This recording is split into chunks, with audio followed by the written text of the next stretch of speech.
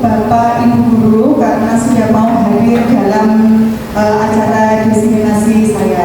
Sebelumnya saya ucapkan terima kasih kepada Ibu Kepala Sekolah beserta Bapak Ibu Guru tercinta SDN Kedung Baru 1. Pak, karena pada siang hari ini kita bisa berkumpul dalam acara saya yaitu diseminasi guru penggerak menyebarkan pemahaman dan penerapan pengalaman budaya positif.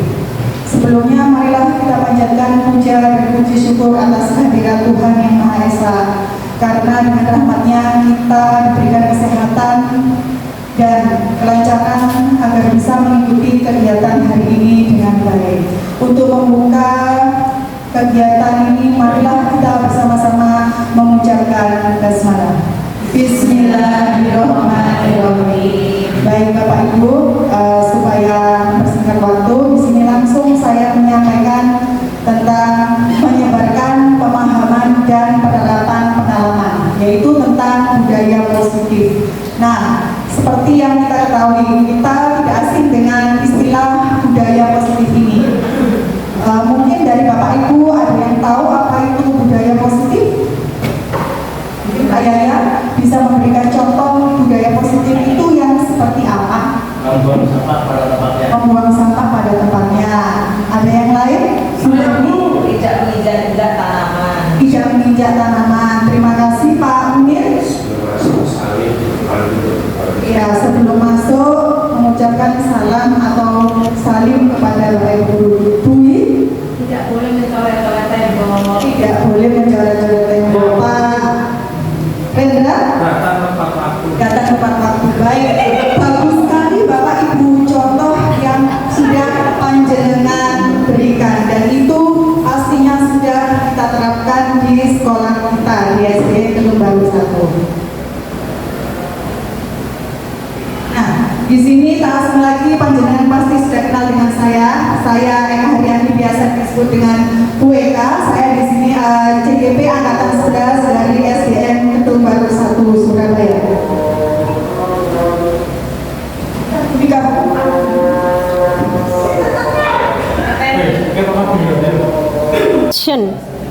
Baik, Bapak Ibu, saya mau mendengar semangatnya dari panjenengan semua ya. Untuk hari ini, mana semangatmu? Ini semangatku. Kalau saya bilang SDN Kedung Baru 1 siap berubah menjadi lebih baik. SDN Kedung Baru 1 siap berubah menjadi lebih baik. Baik, terima kasih Bapak Ibu. Tepuk tangan ya Bapak.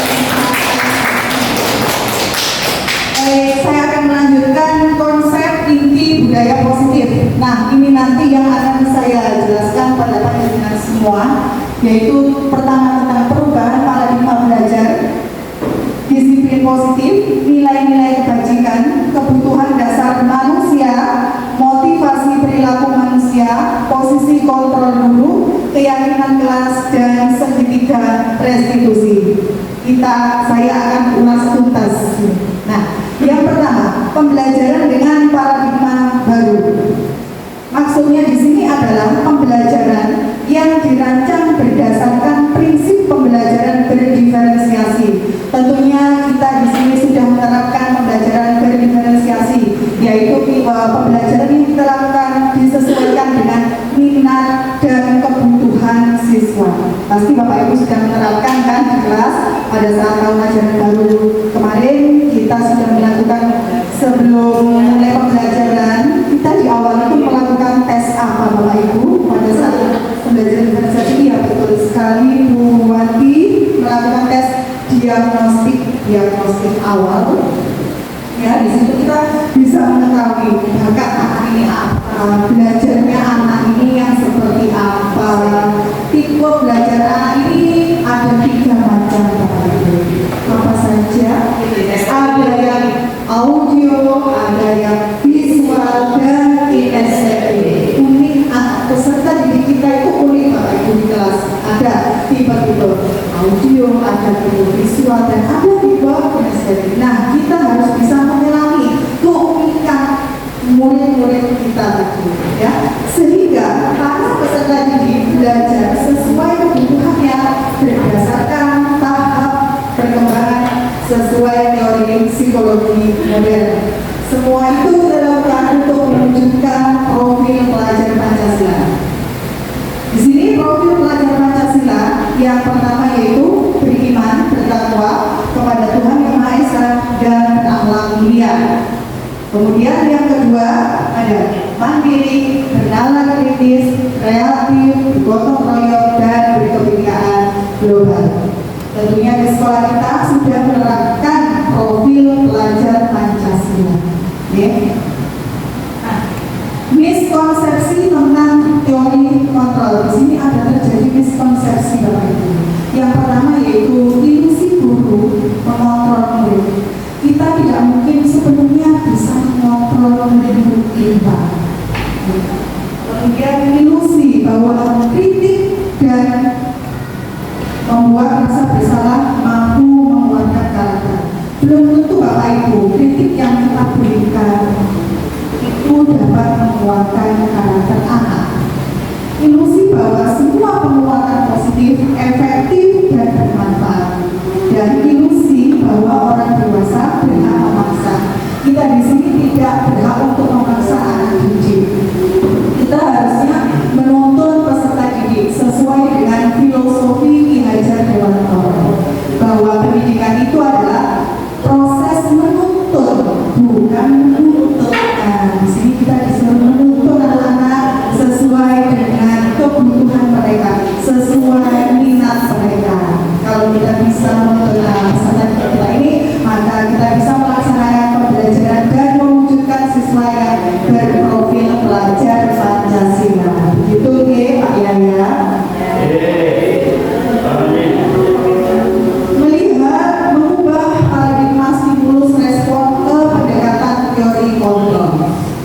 Pada nyatanya stimulus respon di sini realitas kebutuhan kita sama, tapi kalau dengan teori kontrol kebutuhan kita itu ternyata berbeda. Nah, jadi tiap anak itu kebutuhannya berbeda. Kemudian yang kedua, semua orang melihat hal sama, tapi kalau di teori kontrol setiap orang memiliki gambaran yang berbeda. Kita mencoba mengubah orang agar berpandangan sama dengan kita. Tidak bisa, tapi dalam teori kontrol kita harus memahami pandangan orang lain tentang dunia. Perilaku buruk dilihat sebagai suatu kesalahan. Jadi selama ini pandangannya kalau anak yang berperilaku buruk itu mesti dia salah. Tapi kalau pada teori kontrol semua perilaku itu mempunyai tujuan. Jadi mereka melakukan seperti ini, kita tanya, kenapa kamu melakukan hal ini? Pasti dia punya tujuan. Orang lain bisa mengontrol saya, tapi pada teori kontrol hanya Anda yang bisa mengontrol diri Anda sendiri. Jadi kita sendiri yang sebetulnya yang bisa mengontrol diri kita, bukan orang lain. Jadi, saya bisa mengontrol orang lain. Maksudnya di sini tidak seenaknya sebagai guru itu bisa mengontrol siswa, seperti yang di awal tadi saya sampaikan. Tidak seenaknya guru ini bisa mengontrol temannya. Nah, pada teori kontrol Anda tidak bisa mengontrol orang lain. Jadi pada kenyataan kita itu tidak bisa mengontrol penuh anak didik kita maupun orang lain. Pemaksaan ada pada saat bujukan gagal. Pada teori kontrol, kolaborasi dan konsensus menciptakan pilihan-pilihan baru. Jadi kalau kita melakukan kolaborasi, di situ kita akan menciptakan suatu pilihan baru. Jadi pilihan baru ini maksudnya seperti apa?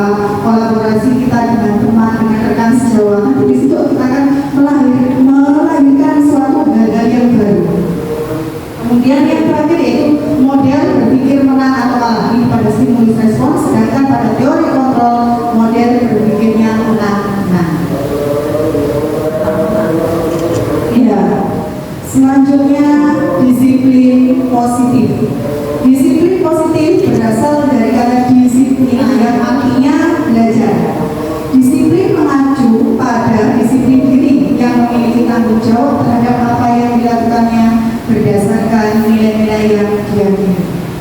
Pada disiplin positif merupakan salah satu cara penerapan disiplin yang bertujuan untuk menumbuhkan kesadaran dan memberdayakan peserta didik tanpa imbalan, reward, ancaman atau hukuman. Jadi di sini kita dituntut untuk menerapkan disiplin positif yang berasal dari diri anak, yang berasal dari intrinsik faktor intrinsik, bukan faktor eksternal. Jadi di sini anak itu sadar, dia sadar pada saat melakukan kesalahan. Bukan kita menyuruh anak untuk misalkan dapat nilai bagus, itu ada penghargaan, ada rewardnya. Jadi bukan seperti itu yang kita katakan dengan disiplin positif, tapi kita menumbuhkan unsur intrinsik kesadaran dari anak itu sendiri.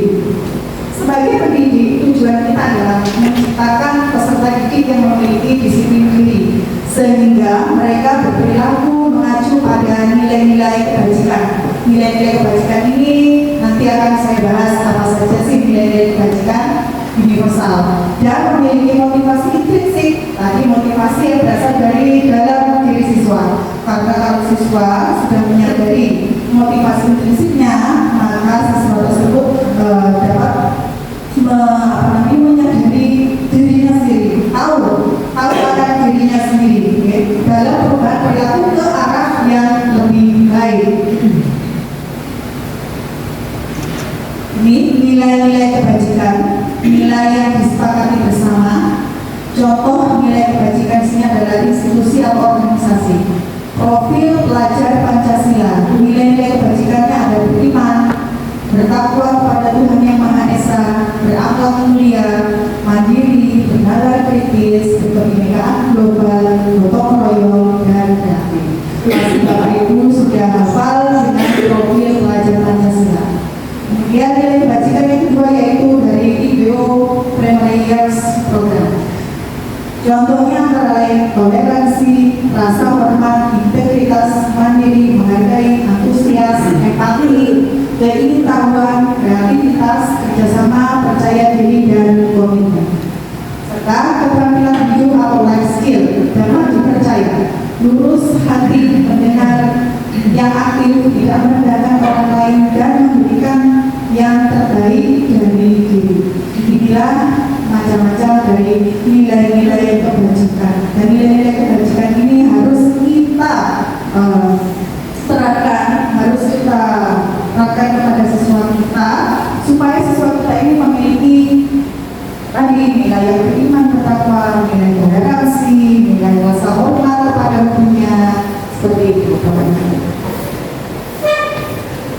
Kebutuhan dasar manusia. Apa sih kebutuhan dasar itu? Jadi kebutuhan dasar adalah segala sesuatu yang kita lakukan untuk mendapatkan apa yang kita inginkan. Seluruh tindakan yang kita lakukan memiliki tujuan tertentu, dan semua usaha terbaik yang kita lakukan dalam rangka agar kebutuhan kita terpenuhi dengan baik. Pak Yaya, nah sekarang saya mau tanya pada Pak Yaya. Tentunya Pak Yaya ingin kan kebutuhannya itu terpenuhi semua ya Pak Yaya. Namanya anak itu ingin kebutuhannya itu dipenuhi. Dipenuhi oleh siapa? Ya dipenuhi oleh bapak ibunya pada saat di sekolah, dipenuhi oleh orang tuanya pada saat di rumah. Apa saja sih 5 kebutuhan dasar manusia itu? Ada 5 kebutuhan dasar manusia, yaitu yang pertama bertahan hidup. Ya, kita butuh ya untuk bertahan hidup ya Pak ya. Nah, kita butuh untuk bertahan hidup. Contohnya apa? Makan. Kita butuh makan untuk bertahan hidup. Butuh pakaian, tempat tinggal, keamanan, dan kesehatan. Yang kedua yaitu kasih sayang dan rasa diterima. Semua anak pasti menginginkan rasa kasih sayang. Semua anak pasti menginginkan rasa diterima. Rasa diterima yang seperti apa ini? Rasa diterima yang seperti dia diterima dalam kelompoknya. Kalau kita melihat anak kita dalam kelompok misalnya, ada yang malas atau ada yang ogah-ogahan mengerjakan tugas, itu biasanya mereka dikeluarkan oleh kelompoknya. Nah, disinilah akhirnya anak menjadi kayak semacam apa ini sedih atau yang lain-lain. Nah, itu salah satu kebutuhan yang harus guru lakukan. Jadi sebetulnya itu Dia sedang menginginkan kebutuhan akan rasa diterima dan kasih sayang.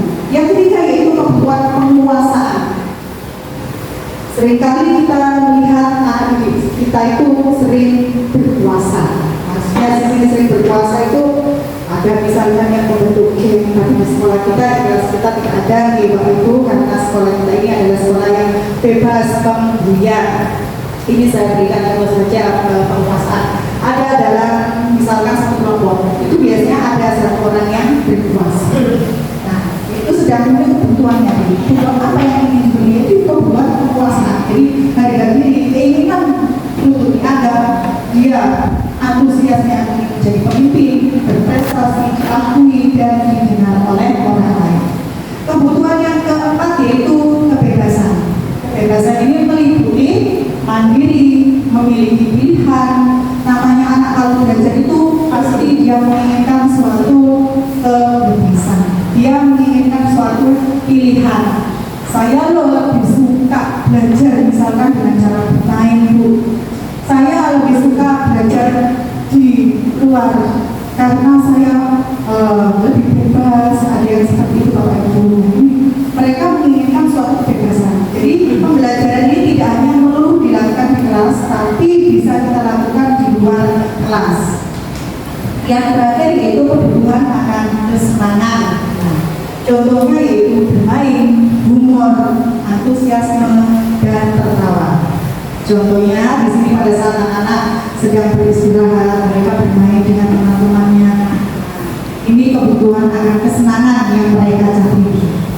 Jika 5 kebutuhan ini didapat oleh anak, nah, insya Allah peserta didik kita Bapak Ibu, dia akan fokus dalam pembelajaran karena dia dapat kebutuhan dengan hidup, dia dapatkan kasih sayang dan diterima, dia dapatkan penguasaan, kebebasan, dan dia memperoleh kesenangan. Jadi 5 kebutuhan dasar manusia ini jika tercapai pada anak, maka anak tersebut akan bahagia dengan pembelajaran dan bisa menerima pelajaran yang disampaikan oleh Bapak Ibu guru.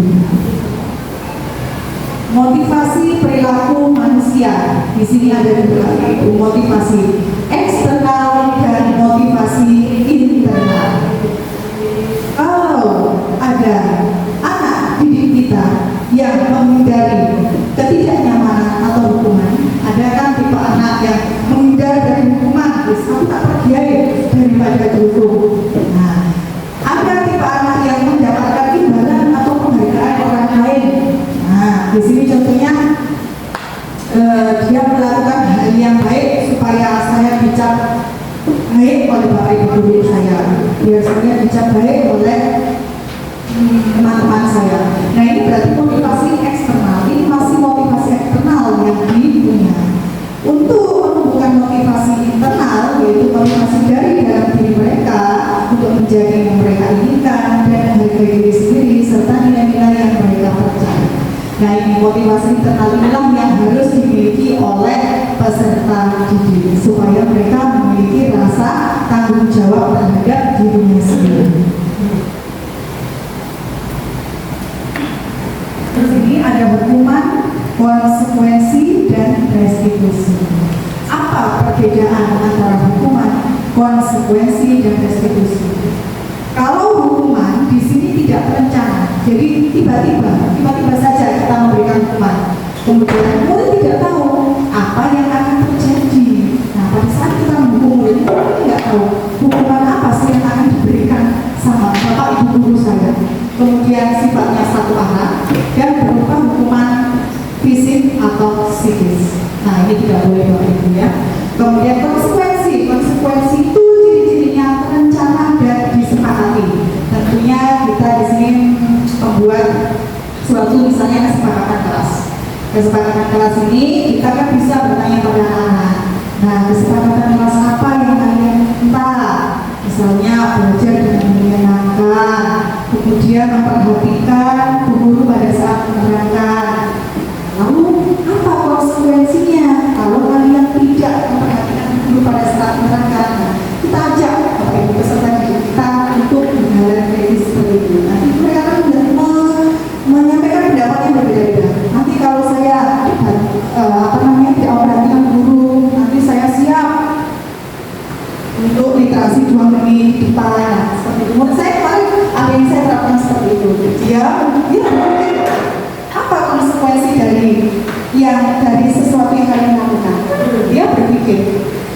Waktu itu saya memanggil 3 orang siswa saya. Kenapa dia kok gebrak-gebrak meja? Lalu apa yang kamu lakukan? Minta maaf. Sesudah minta maaf, nanti kalau melakukan lagi apa konsekuensinya? Mereka berpikir, satu orang menjawab, itu Bu, dihukum di depan kelas. Sebelahnya lagi saya tanya, apa yang akan kamu lakukan kalau melakukan lagi? Saya siap untuk literasi 2 menit di depan kelas. Nah, itu yang namanya konsekuensi. Jadi murid tetap dibuat tidak nyaman. Sikap guru selalu memonitor murid. Jadi kita selalu memonitor murid di sini tentang konsekuensi. Sedangkan restitusi, nah ini tahapan restitusi yang baik. Proses menciptakan kondisi bagi murid untuk memperbaiki kesalahan. Jadi kita tanya anak-anak, untuk memperbaiki kesalahan yang sudah kalian buat, kalian akan melakukan apa? Saya harus minta maaf. Kemudian proses kolaborasi yang mengajarkan murid untuk mencari solusi. Tentunya dalam restitusi ini kita berkolaborasi dengan murid kita sendiri, yaitu berdiskusi untuk menyelesaikan suatu masalah dan mencari solusi. Tadi contohnya masalah gebrak baca. Solusinya apa untuk menyelesaikan masalah ini? Oh, saya berjanji Bu tidak akan mengulang lagi. Dia menemukan solusi sendiri. Ini pada tahap restitusi. Posisi kontrol seorang guru. Nah, ini yang harus kita terapkan Bapak Ibu. Selama ini posisi kontrol panjenengan itu kira-kira yang mana? Ada posisi penghukum, pembuat rasa bersalah, teman, pemantau, dan manajer. Sebelumnya saya mau bertanya pada Pak Munir. Kira-kira Bapak, selama ini Bapak menerapkan pembelajaran di kelas, posisi kontrol apa yang sudah Bapak terapkan pada anak? Kontrol ketika ADM yang anak yang suka ganggu itu saya Berarti posisinya depan, saya taruh depan sini dihukum, tidak terhadap depan. Nanti kalau sudah selesai pantau beberapa menit atau beberapa waktu, kok dia bagus saya buatkan, nanti yang satunya lagi sing kayak gitu lagi saya taruh depan. ya. Itu contoh dari Pak muridnya Pak Munir.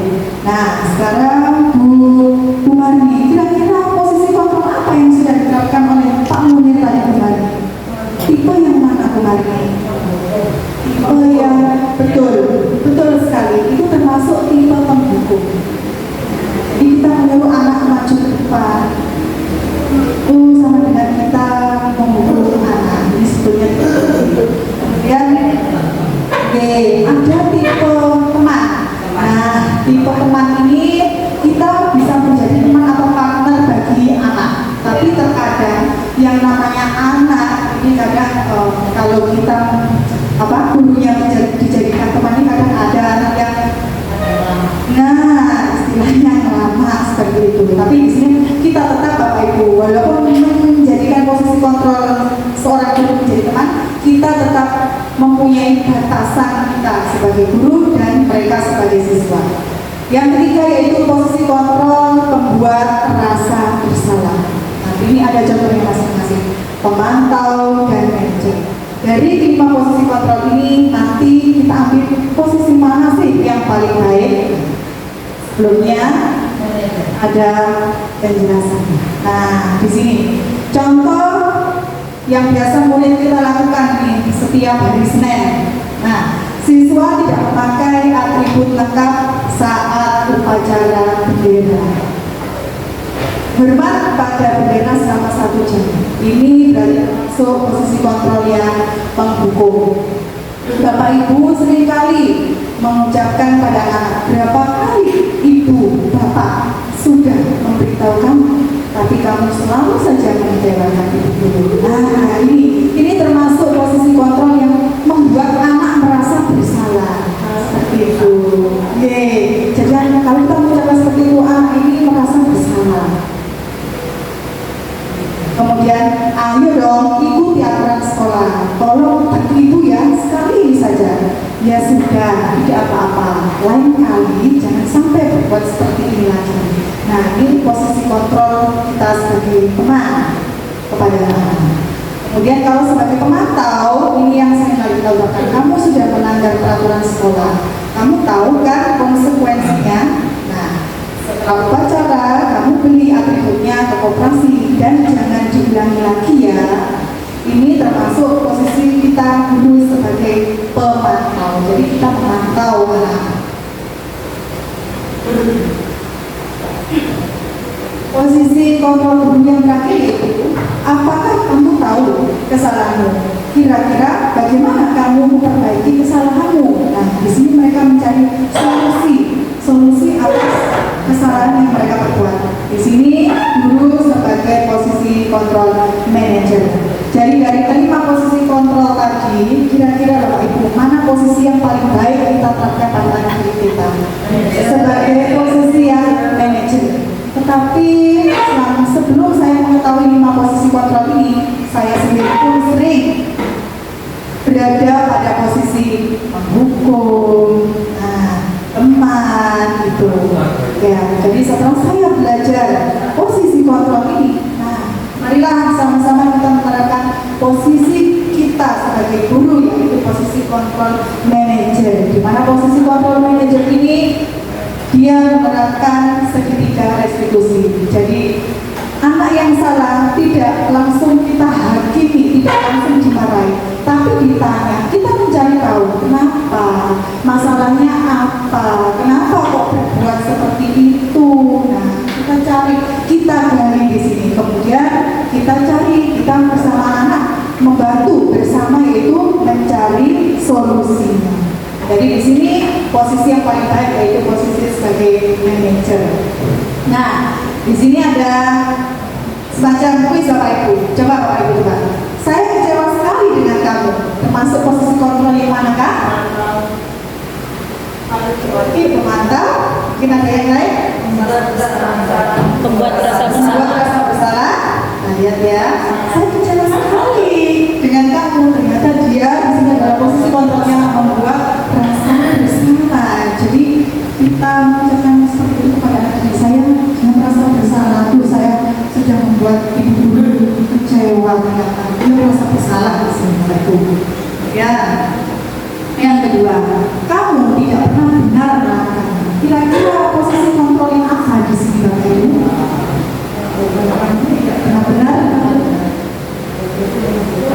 Posisi untuk dua minggu untuk memantau, ada pemukul, ada teman. Kamu tidak pernah benar melakukannya. Dewan mantau, bersama-sama. Ternyata di sini ada tipe penghukum. Kamu tidak pernah benar melakukannya. Jadi di sini tipe posisi kontrol yang penghukum. Apa rencanamu untuk menyelesaikan masalah ini? Manajer, katanya. Ya, betul sekali Bapak Ibu, manajer. Ayolah, lakukan demi Bapak Ibu. Berarti posisi teman. Ya, betul sekali sebagai teman. Kita pemahaman Bapak Ibu luar biasa ya. Kamu tidak pernah mendapat nilai jika tidak mengerjakan tugas. Posisi kontrol yang mana ini kira-kira? Kamu tidak pernah mendapat nilai jika tidak mengerjakan tugas. Penghukum atau memantau ya. Di sini tipe memantau ya. Tidak perlu dinaikkan ya jika tidak mengerjakan. Di sini kita memantau siswa, kamu mengerjakan tugas ya, kamu tidak dapat itu nanti memantau. Kalau penghukum bukan penghukum ya. Nah, sekarang kita ada bagian keyakinan kelas. Jadi, mengapa keyakinan kelas? Mengapa bukan peraturan kelas? Betul ya Pak Ibu? Pasti panjenengan semua sudah membuat keyakinan kelas, bukan lagi peraturan kelas. Kalau dulu kita membuat peraturan kelas, nah sekarang namanya keyakinan. Kenapa Bapak Ibu? Kok berubah menjadi keyakinan kelas? Kalau peraturan itu dari kita, Iya. tapi kalau keyakinan kita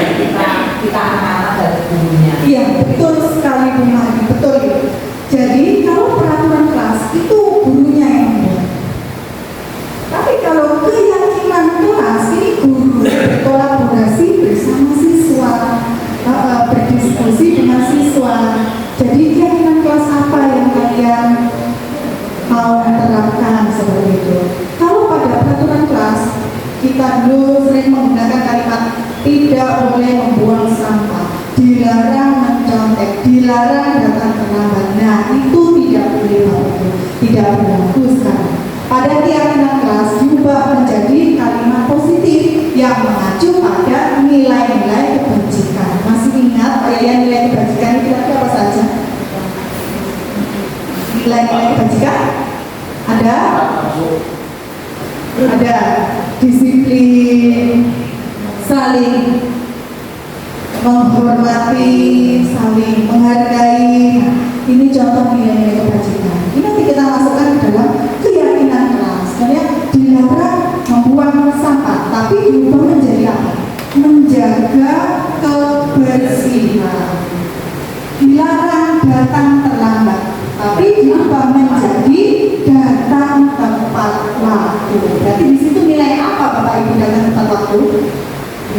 Nilai disiplin. Betul. Menjaga kebersihan. Nilai apa di situ Bapak Ibu? Menjaga kebersihan. Ada nilai tanggung jawab. Oke. Nah, di sini ada cara-cara pembentukan keyakinan kelas. Pembentukan keyakinan kelas yang pertama yaitu bersifat abstrak, berupa pernyataan universal, dibuat dengan pernyataan positif. Jadi dilarang itu tidak boleh. Sedikit saja agar mudah dipahami. Jadi kalau pada keyakinan kelas kita membuatnya tidak perlu banyak-banyak Bapak Ibu. Kita membuatnya sedikit agar apa? Agar murid-murid kita itu paham dengan keyakinan kelas yang sudah kita buat, yang sudah disepakati, agar mereka mengerti keyakinan kelasnya itu apa saja. Jadi biar mereka ingat.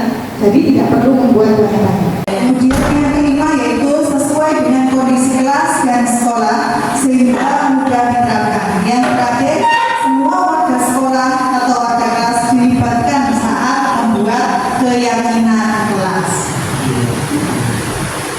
Nah, sekarang Bapak Ibu, kita di sini belajar untuk membuat keyakinan kelas. Nanti saya akan membagikan sticky note. Jadi panjenengan tulis satu saja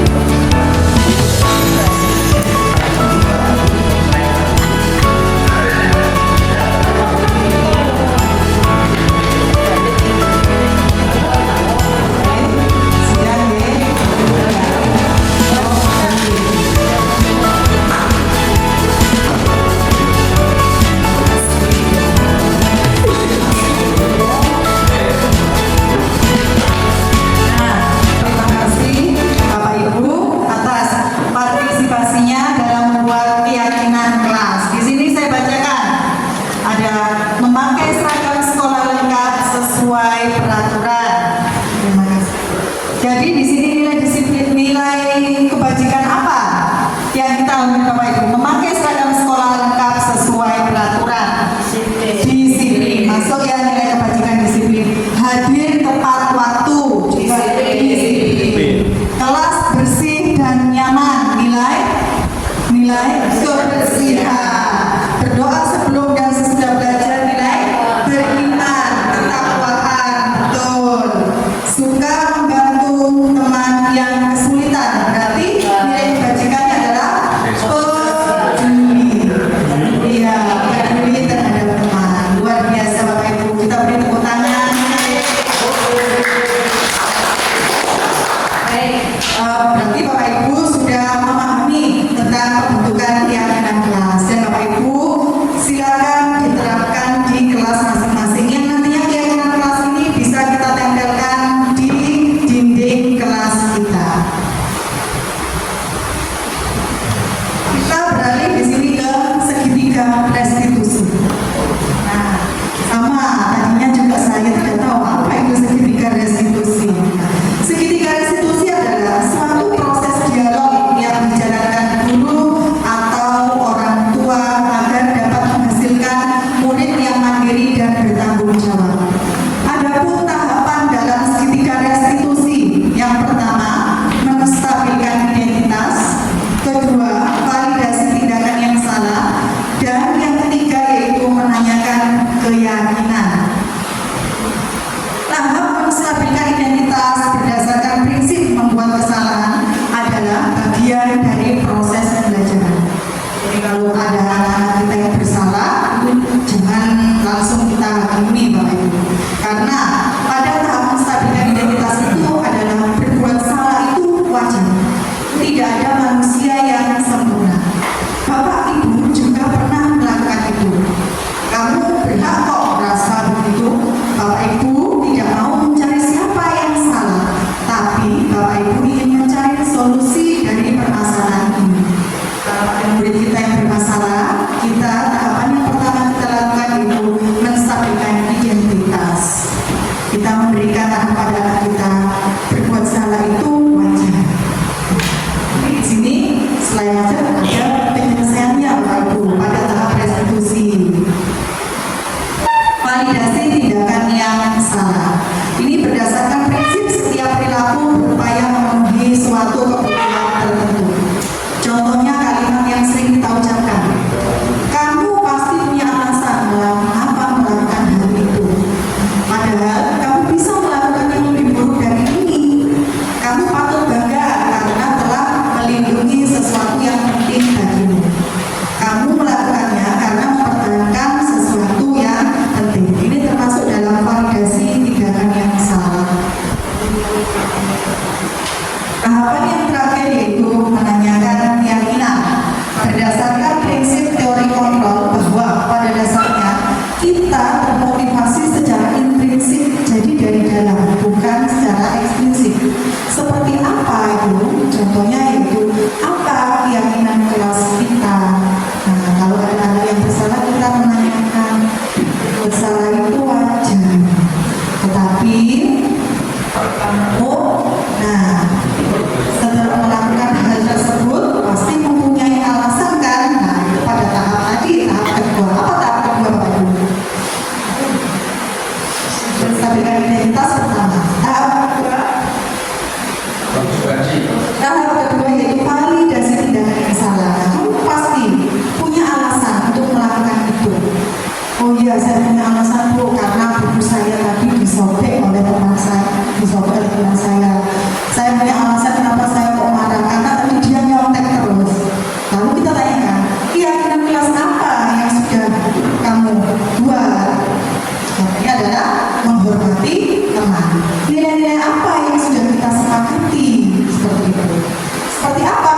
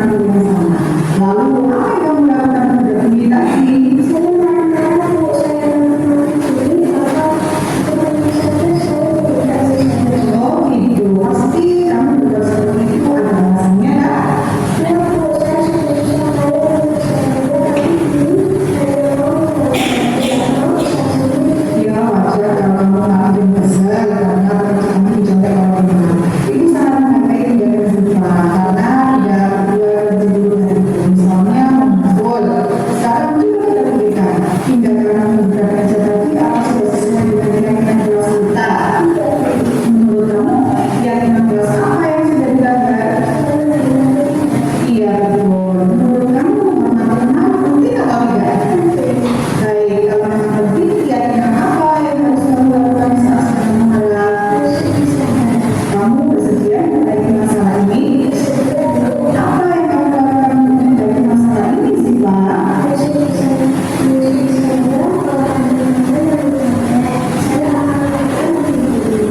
Baik, betul sekali tindakan yang kita lakukan. Nah, terima kasih ya Sinta.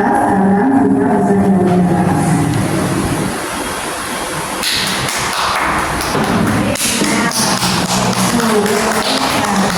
Tadi itu video singkat yang sudah saya lakukan dengan menggunakan segitiga restitusi.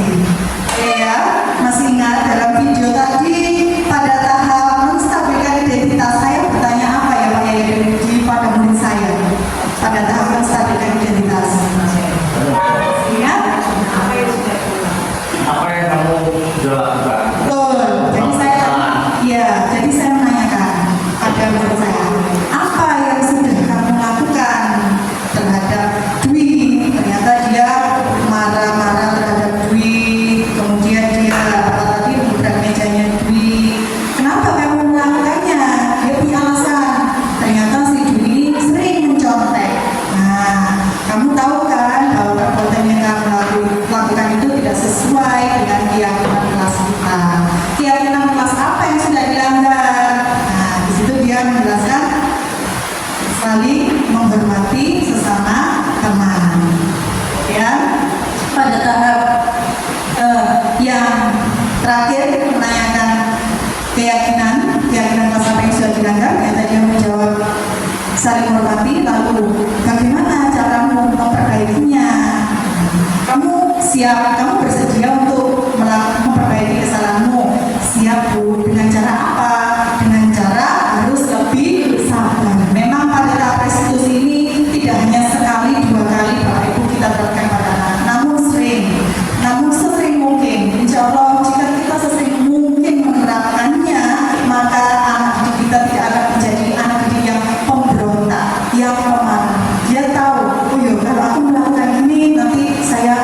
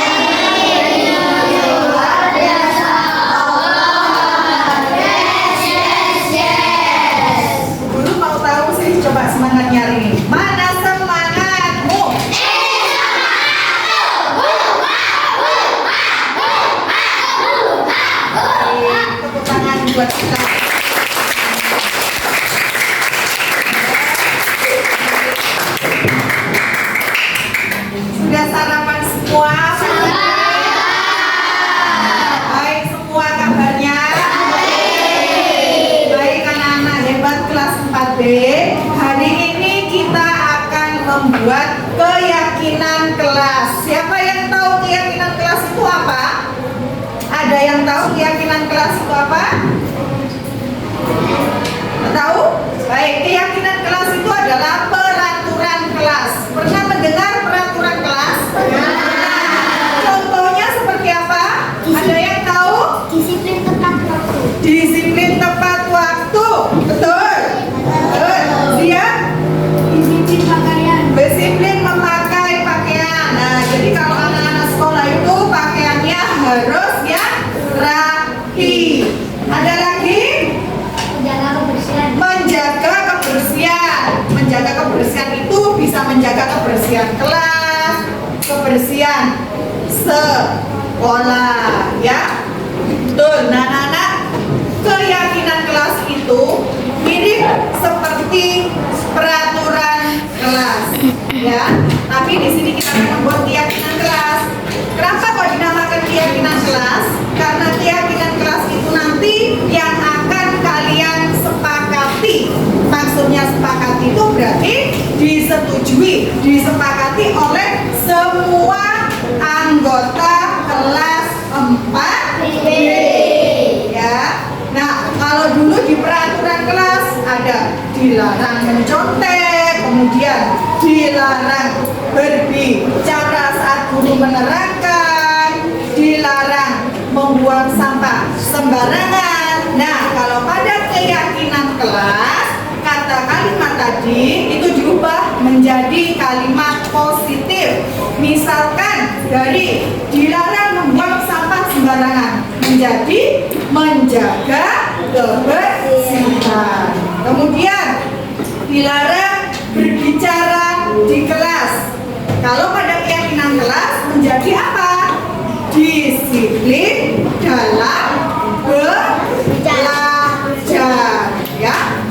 Kemudian ada lagi, tidak boleh bertengkar dengan teman. Nah, nanti kalimatnya diubah menjadi kalimat disiplin. Menjadi apa? Tidak boleh bertengkar dengan teman. Kita harus apa? Harus apa?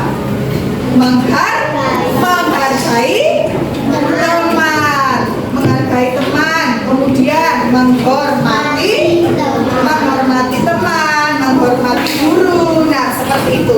Itu yang dinamakan dengan keyakinan kelas. Jadi nanti setelah kalian membuat keyakinan kelas, kita sepakati mana saja sih yang kita ambil untuk keyakinan kelas kita. Ya, sampai di sini ada yang ditanyakan? Paham untuk membuat keyakinan kelasnya? Nah, sekarang Bu Guru punya sticky note. Nah, sticky note ini nanti akan saya bagikan pada tiap anak. Tiap anak akan membuat satu kalimat positif tentang keyakinan kelas. Bisa? Bisa ya? Baik, kita mulai.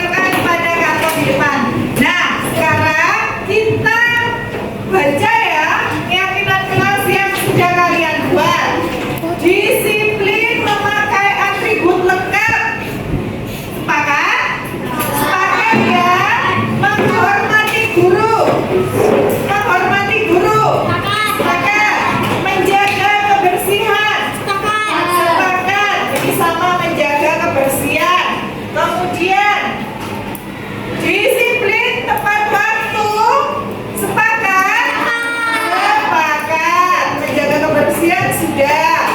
Bersikap baik terhadap teman. Sepakat.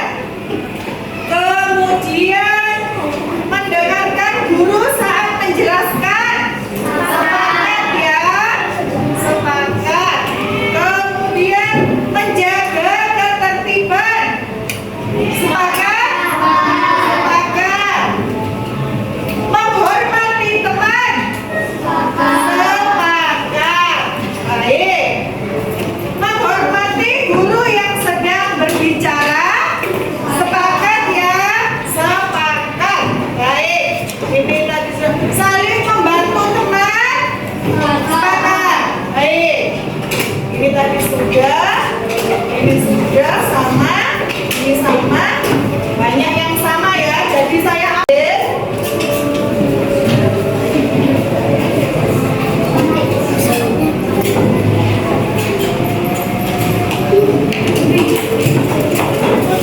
Nah, baik anak-anak. Jadi kalian tadi sudah membuat keyakinan kelas. Jadi keyakinan kelas ini tadi harus kita laksanakan, harus kita sepakati. Setelah disepakati harus kita laksanakan. Dilaksanakannya itu bagaimana? Setiap hari atau cuma hari Senin, hari Selasa saja? Setiap hari. Jadi anak-anak, kalian sudah membuat keyakinan kelas, sudah sepakat dengan hasilnya, maka hasilnya harus kita laksanakan. Laksanakannya bagaimana? Dilakukan setiap hari ya. Jadi keyakinan yang sudah kalian buat itu diingat, jangan dilanggar ya. Nah, terima kasih anak-anak karena sudah membuat keyakinan kelas pada hari ini. Nah, sebagai bentuk ucapan terima kasih, Bu Guru minta tanda tangan pada form keyakinan kelas yang sudah disediakan. Ya, bisa anak-anak? Bisa.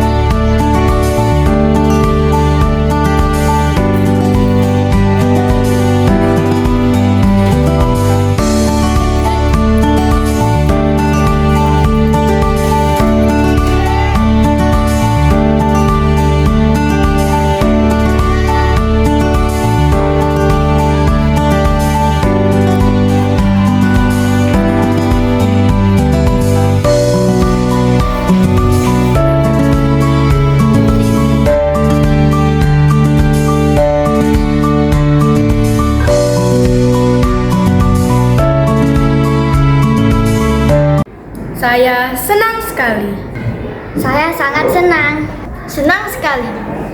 Sangat senang. Senang sekali. Sangat perlu. Perlu sekali. Iya, perlu. Perlu sekali. Iya, perlu.